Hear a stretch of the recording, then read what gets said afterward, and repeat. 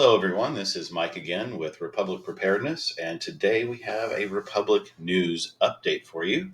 Big news today, of course, is the defeat of Nikki Haley in the New Hampshire primary by Donald Trump, winning by double digits and getting the most votes ever in a New Hampshire primary, winning by approximately a 12% margin, which is pretty impressive, especially when you consider that a CNN exit poll has found out that 70% of Nikki Haley voters are not Republican. So we have independents, but in my opinion, these independents are most likely Democrats that have decided to switch over to the Republican Party temporarily just to vote for Nikki Haley and prevent the election of Trump. So Nikki Haley's supporters are not Republicans. What does that tell you? To me, it really just reinforces the idea that Nikki Haley is really a deep state rhino, and that she's really not MAGA, and she is absolutely not a conservative Republican that we would want to elect. Of Haley voters in Granite State, CNN said about 7 in 10 said that they were registered as undeclared prior to Tuesday. Now, this is what they said, but I believe if you went and actually dug into records, you would find out that many of these were, in fact, Democrats. Trump crushed Haley in the New Hampshire primary by double digits, and with the results still outstanding. The Associated Press called the New Hampshire results within 3 minutes. In Iowa, where Trump won by a historic 30%, it took the Associated Press 31 minutes to call the race. So it's landslide victories across the board, regardless of the fact that Nikki Haley is essentially cheating and Democrats are unethically, temporarily changing their party affiliation. So what does this mean? What is the impact of this Trump win in New Hampshire? Well,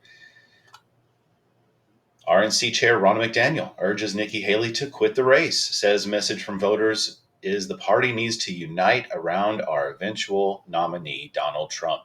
So what we're seeing here is finally we have some Republicans calling for unification and rallying behind Donald Trump. Everyone sees the writing on the wall, and for some reason, Nikki Haley just wants to hang in there. Nikki Haley says that the race is far from over, and she vows to stay in the race no matter what, even though all indicators are that she's going to be even further behind in Nevada. The next GOP votes that award delegates are the Nevada caucus on February 8th, in which Haley is not on the ballot, and the South Carolina primary on February 24th, where Haley is trailing Trump by 40 points in a recent poll. So regardless of these numbers, Haley wants to stick in there and do everything she can to prevent the nomination of Donald Trump. But at least there is a little good news. GOP senators are calling on Republicans to unite also around a single candidate, and they say it's clear that President Trump is Republican voters' choice. Former President Donald Trump secured more endorsements because of his win in New Hampshire, including 2 senators after defeating UN Ambassador Nikki Haley by relatively wide margins in the Republican primary.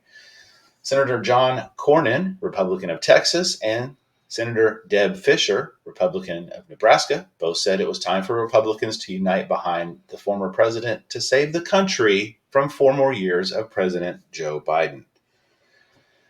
I really believe that this is the direction we need to go. We all need to unite behind Trump. That's my opinion. I believe he's the only one that's going to pull us out of the problems that the Biden administration has created for us. And, I'd really like to see more senators. I'd like to see more endorsements. I'd like to see more people calling for this unification. But we'll see what happens.